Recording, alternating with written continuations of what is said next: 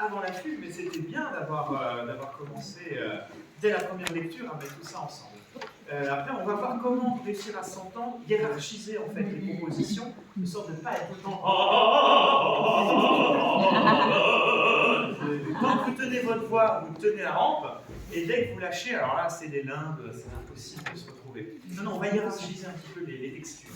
Alors, vous avez quand même le souvenir de Gloria in Sistero, qui n'est pas phrasé de la même façon que tout sol, sanctus, Dominus, pardon, justement Dominus.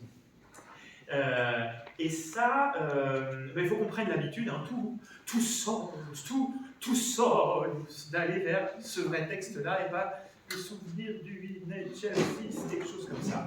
Immédiatement, cette phrase-là, tout solus, Dominus. On phrase à partir du Dominus. 1 et 2. Tout solus, Dominus. Ouais, c'est pas mal. Dominus. On va écouter ça quand même. Dominus. Uniquement le Dominus, chacun dans sa voix. 1. Dominus. Allez, encore une fois. 1 et Dominus. Ça, c'est pas mal. Ça, c'est bien équilibré. Tout. 1 et tout solus, Dominus. Ça, c'est pas mal du tout.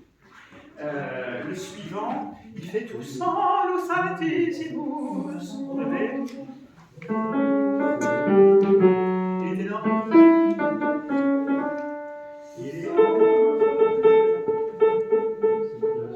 Ça va? Ça va bien se passer. Tout ça, directement sur le cœur, hein, donc la version. 1 et 2. Tout solus altissimus. Ouais, ça c'est pareil de ta. Tout solus altissimus, c'est un seul grand élan, donc pas de ta.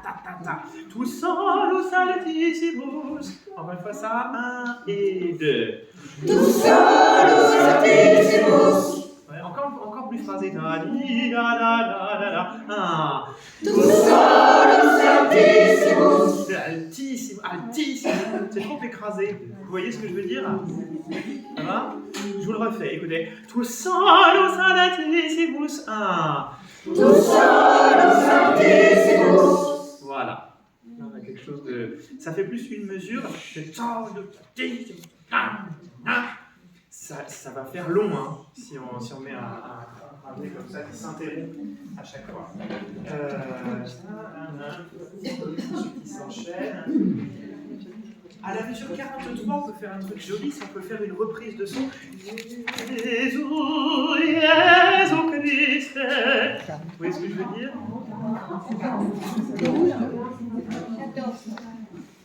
Ah pardon, c'était pas un 4, c'était un 1. C'est 13.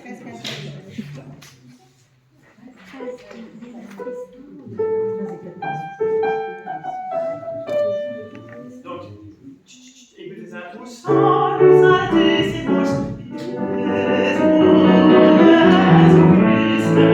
Vous voyez l'idée? On peut dire Jésus Christ. On refait tout ça jusqu'ici. Allez, on refait les 15 premières mesures.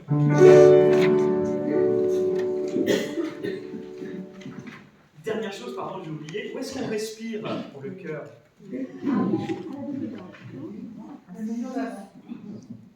Alors, c'est vrai qu'on a toute la mesure d'avant. Alors, on peut essayer d'inspirer pendant toute la mesure d'avant. C'est peut-être un peu long. Ah, le Sanctus, les deux dernières notes de la soprano, ça va Folia tout solus. Tout solus. Et d'ailleurs, pour faire ça, je ne vais pas chanter le Sanctus de la soprano, c'est vous qui allez inspirer sur ces deux notes. Et c'est parti. Folia tout solus.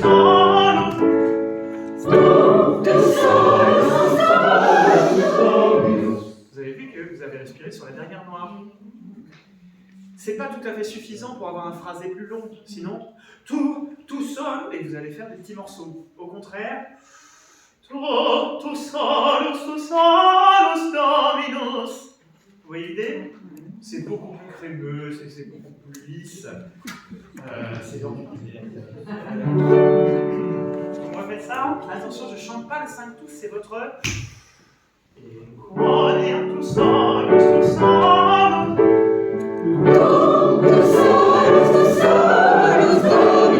On s'habitue, on le refait. Encore une fois.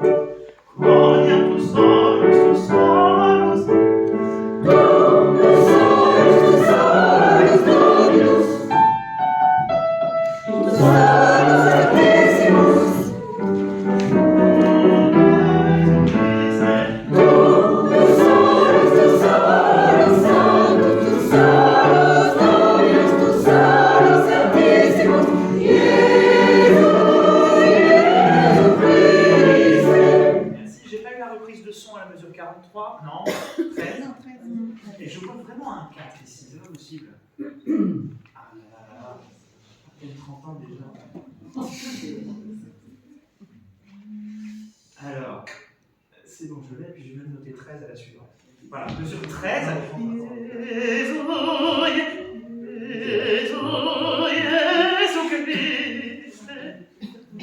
Donc ça veut dire tout d'un coup on fait plus tout parce qu'on parle de Jésus-Christ. Oui, ben voilà. Ah, si, il y a quelques épisodes quand même.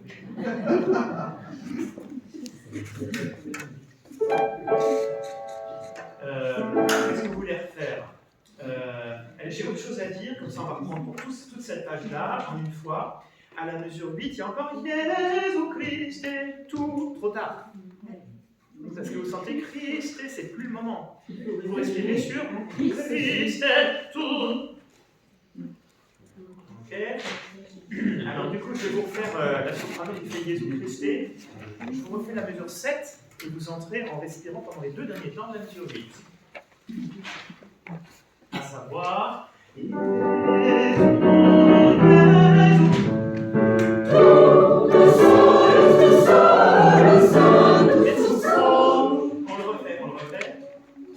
Vous avez vu la respiration, où est-ce qu'elle est? Oui. Donc c'est hiver. Ah. Je reprends la mesure 7 pour respirer 2 derniers temps de 8.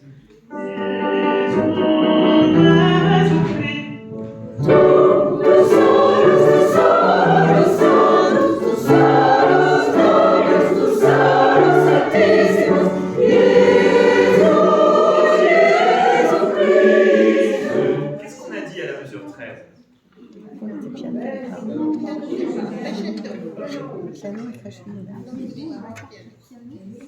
Donc j'ai dit une reprise de son. Est-ce que tout le monde avait compris ça? Pourquoi vous ne l'avez pas fait? Non, moi ce que je pense, rétrospectivement, c'est que j'ai dit reprise de son, puis il y en a qui n'ont pas compris et qui ont fait oui, c'est bon, on verra. Ok, quand je dis un truc que vous ne comprenez pas, ou vous avez un doute, vous levez la main et vous compris. Ok? Parce que sinon on perd du temps comme ça, c'est dommage. On revient à la mesure 8 seulement, ou à la mesure 7, et mesure 13, en fait, c'est juste un piano subito pour développer à nouveau la phrase. Ok? Formulé comme ça va mieux? Mais oui. Très bien. Je reprends la mesure 7. Et je fais ça avec la soprano juste avant, hein, le piano subito de la...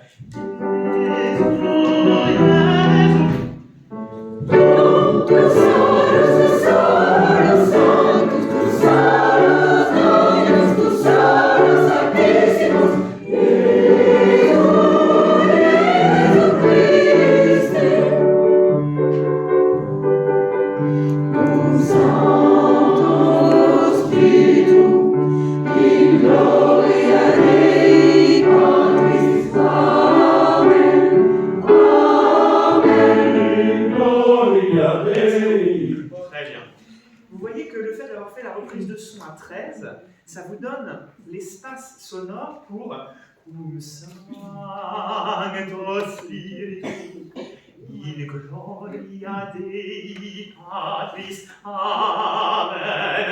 Amen. Et on revient assez naturellement vers le forte initial. C'est important de voir que dans ce type de musique, les crescendo et décrescendo sont très souvent implicites. Je ne sais pas si je prends l'exemple de si Mozart, il en écrivait quand même pas mal, mais Haydn, vous voyez que dans tout l'ouvrage, il ne vous met jamais de telle note à telle note, vous faites un crescendo de cette taille-là, de cette durée-là. Il n'écrit pas ce genre de choses. De là à dire que l'objet n'existe pas, c'est très présomptueux. Au contraire, l'objet, il existe. Maintenant, il n'est pas noté comme ça, il est dans la tradition. Et quand on a piano d'un côté et puis on arrive sur une partie forte, il y a fort à parier que sauf s'il y a un travail de texture à faire, vraiment de rupture du piano forte, et là c'est pas le cas. Vous entendez bien que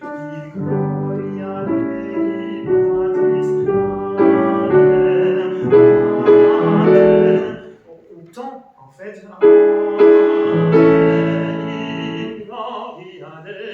Donc même si c'est pas écrit, harmoniquement ça sent le crescendo quand même. Okay.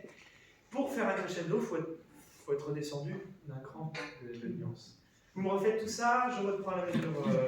On peut même tout faire.